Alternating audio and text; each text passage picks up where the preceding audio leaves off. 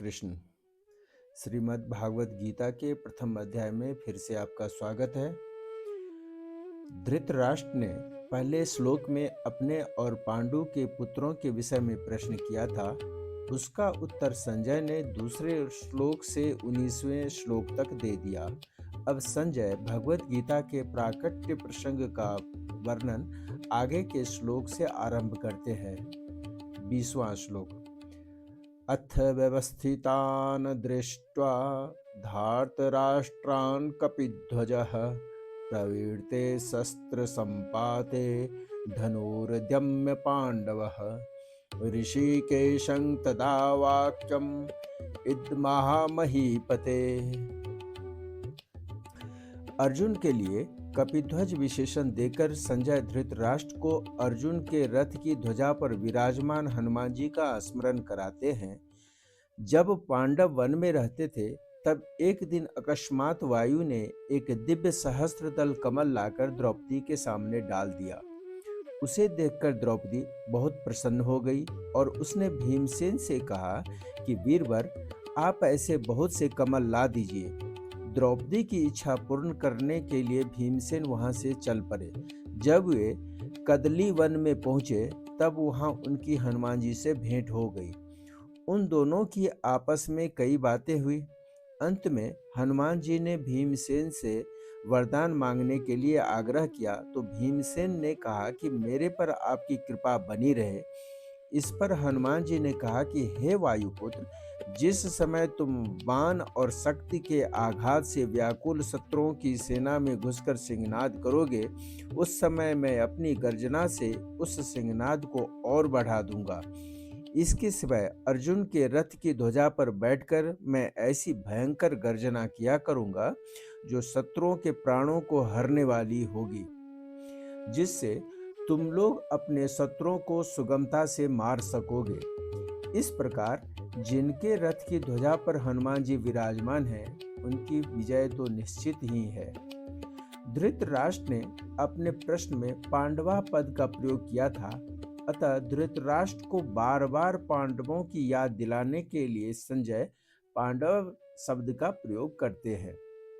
पांडव सेना को देखकर दुर्योधन तो गुरु द्रोणाचार्य के पास जाकर चालाकी से भरे हुए वचन बोलता है, परंतु अर्जुन कौरव सेना को देखकर जो जगत गुरु हैं, अंतर्यामी हैं, मन बुद्धि आदि के प्रेरक हैं, ऐसे भगवान श्री कृष्ण से सूरवीरता, उत्साह और अपने कर्तव्य से भरे हुए वचन बोलते हैं। अर्जुन उवाच सेनयोरुभयोर्मध्ये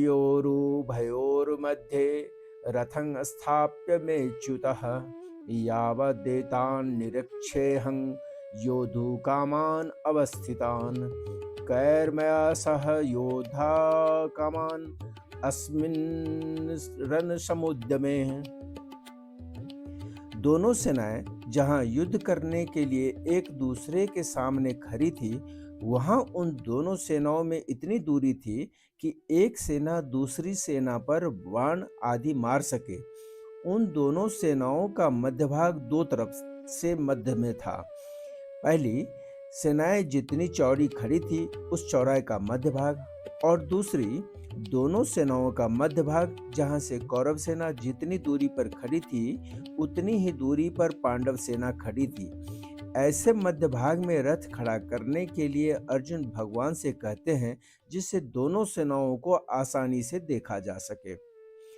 पहले अर्जुन सूरवीरता के साथ अपने रथ को दोनों सेनाओं के बीच में खड़ा करने की आज्ञा देते हैं। फिर भगवान दोनों सेनाओं के बीच में रथ को खड़ा करके कुरुवंशियों को देखने के लिए कहते हैं, और अंत में दोनों सेनाओं के बीच में ही विषाद मग्न अर्जुन को गीता का उपदेश देते हैं। इस प्रकार पहले अर्जुन में सूरवीरता थी, बीच में कुटुंबियों को देखने से मोह के कारण उनकी युद्ध से उपराती हो गई, और अंत में उनको भगवान से गीता का महान उपदेश प्राप्त हुआ, जिससे उनका मोह दूर हो गया। इससे यह भाव निकलता है कि मनुष्य जहाँ कहीं और जिस किसी परिस्थिति में स्थित है, वहीं रहकर वह प्राप्त परिस्थिति का सदुपयोग करके निष्काम हो सकता है, और वहीं उसको परमात्मा की प्राप्ति हो सकती है। कारण कि परमात्मा संपूर्ण परिस्थितियों में सदा एक रूप से रहते हैं।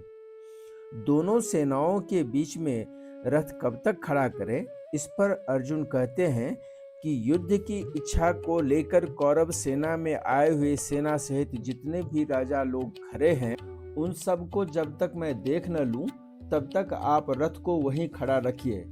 इस युद्ध के उद्योग में मुझे किन किन के साथ युद्ध करना है, उनमें कौन मेरे समान बल वाले हैं, कौन मेरे से कम बल वाले हैं और कौन मेरे से अधिक बल वाले हैं, मैं उन सबको जरा देख तो लूं। यहाँ अर्जुन कह रहे हैं कि हमने तो संधि की बात ही सोची थी, पर उन्होंने संधि की बात स्वीकार नहीं की, क्योंकि उनके मन में युद्ध करने की ज्यादा इच्छा है। अतः उनको मैं देखूं कि कितने बल को लेकर वे युद्ध करने की इच्छा रखते हैं। योत्समानान् वेक्षेऽहं य एतेऽत्र समागताः धार्तराष्ट्रस्य दुर्बुद्धेर्युद्धे प्रियचिकीर्षवः। यहाँ दुर्योधन को दुष्ट बुद्धि कहकर अर्जुन यह बताना चाहते हैं कि इस दुर्योधन ने हमारा नाश करने के लिए आज तक कई तरह के षड्यंत्र रचे हैं, हमें अपमानित करने के लिए कई तरह के उद्योग किए हैं। नियम के अनुसार और न्यायपूर्वक हम आधे राज्य के अधिकारी हैं, पर उसको भी यह हड़पना चाहता है, देना नहीं चाहता। ऐसी तो इसकी दुष्ट बुद्धि है, और यहाँ आए हुए राजा लोग युद्ध में इसका प्रिय करना चाहते हैं। वास्तव में तो मित्रों का यह कर्तव्य होता है कि वे ऐसा काम करें, ऐसी बात बताएं जिससे अपने मित्र का लोक परलोक में हित हो। परंतु ये राजा लोग दुर्योधन की दुष्ट बुद्धि को शुद्ध न करके उल्टे उसको बढ़ाना चाहते हैं और दुर्योधन से युद्ध कराकर युद्ध में उसकी सहायता करके उसका पतन ही करना चाहते हैं। तात्पर्य है कि दुर्योधन का हित किस बात में है, उसको राज्य भी किस बात से मिलेगा और उसका परलोक भी किस बात से सुधरेगा, इन बातों का वे विचार ही नहीं कर रहे हैं। अगर ये राजा लोग उसको यह सलाह देते कि भाई कम से कम आधा राज्य तुम रखो और आधा राज्य पांडवों को दे दो, तो इससे दुर्योधन का आधा राज्य भी रहता और उसका परलोक भी सुधरता। इन युद्ध के लिए उतावले होने वालों को जरा देख तो लूं, उन्होंने अधर्म का, अन्याय का पक्ष लिया है, इसलिए ये हमारे सामने टिक नहीं सकेंगे, नष्ट हो जाएंगे।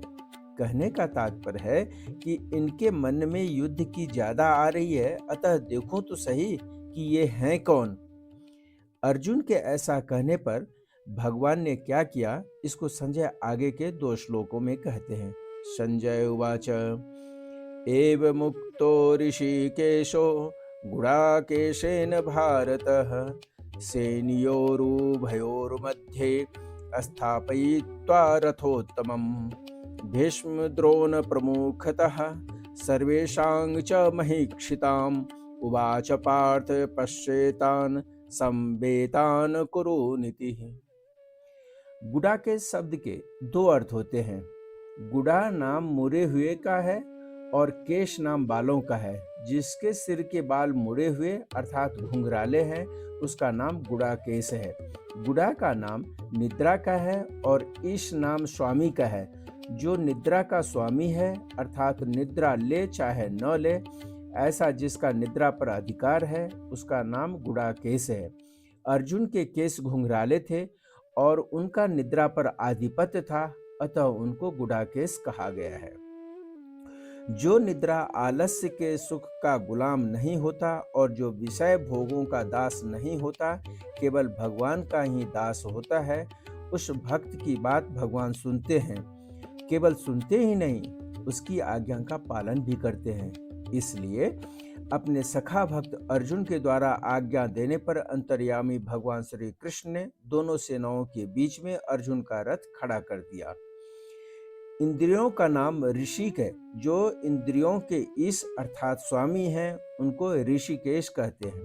कहने का तात्पर्य है कि जो मन, बुद्धि, इंद्रियां आदि सबके प्रेरक हैं, सबको आज्ञा देने वाले हैं, वे ही अंतर्यामी भगवान यहाँ अर्जुन की आज्ञा का पालन करने वाले बन गए हैं।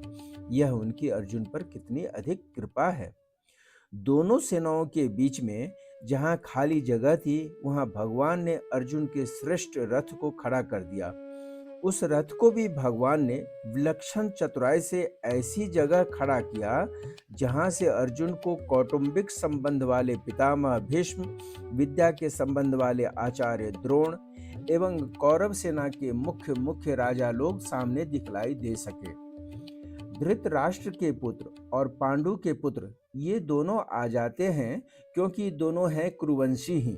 युद्ध के लिए एकत्र हुए इन कुरुवंशियों को देख, ऐसा कहने का तात्पर्य है कि इन कुरुवंशियों को देखकर अर्जुन के भीतर यह भाव पैदा हो जाए कि हम सब एक ही तो हैं। इस पक्ष के हों चाहे उस पक्ष के हों, भले हों चाहे बुरे हों, सदाचारी हों चाहे दुराचारी हों, पर हैं सब अपने ही कुटुंबी। इस कारण अर्जुन में छिपा हुआ कौटुंबिक ममता युक्त मोह जागृत हो जाए और मोह जागृत होने से अर्जुन जिज्ञासु बन जाए, जिससे अर्जुन को निमित्त बनाकर भावी कलयुगी जीवों के कल्याण के लिए गीता का महान उपदेश दिया जा सके। इसी भाव से भगवान ने यहाँ पश्येतान संवेतान कुरुन कहा है, नहीं तो भगवान पश्येतान धार्तराष्ट्रान समानिति ऐसा भी कह सकते थे, परंतु ऐसा कहने से अर्जुन के भीतर युद्ध करने का जोश आता, जिससे गीता के प्राकट्य अवसर का प्राप्ति ही नहीं होता और अर्जुन के भीतर का प्रक्षुब्ध कौटुंबिक मोह भी दूर नहीं होता, जिसको दूर करना भगवान अपनी जिम्मेवारी मानते हैं। जैसे कोई फोड़ा हो जाता है तो वैद्य लोग पहले उसको पकाने की चेष्टा करते हैं और जब वह पक जाता है तब उसको चीरा देकर साफ कर देते हैं। ऐसे ही भगवान भक्त के भीतर छिपे हुए मोह को पहले जागृत करके फिर उसको मिटाते हैं। जहां भी भगवान अर्जुन के भीतर छिपे हुए मोह को जागृत कर रहे हैं, जिसको आगे उपदेश देकर नष्ट कर देंगे। अर्जुन ने कहा था कि इनको मैं देख लूं, ऐसा कहने की जरूरत ही नहीं थी।